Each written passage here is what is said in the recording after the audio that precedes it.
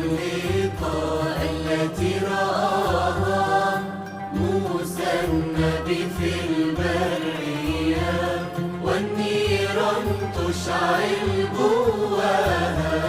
ولم تمسسها بأذية، مثل النور طوباها حملت جمرا لاهوتية، 9 أشهر في أحشاها وهي عذراء ببكورية. أنا أفتح فمي وأتكلم